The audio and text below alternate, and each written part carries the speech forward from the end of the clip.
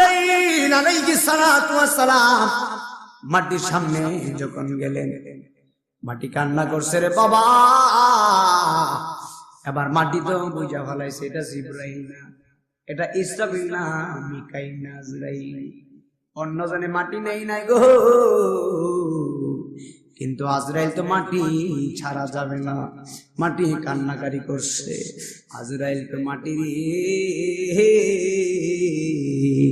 আমার সামনে কান্না করে লাভ নাই। আমারে পাঠাইছে এমন একজন যিনি আমারে বানাইছে। আজরাইল দেখো মাটি রে, প্রস্তুত হয়ে যাও। মাটি বলে, আজরাইল তিনজন ফেরেশতা আসছে, মাটি নিতে পারে নাই, তুমি কেন নিবা? আজরাইল বলে, এত বাহানা দিলে চলতো না।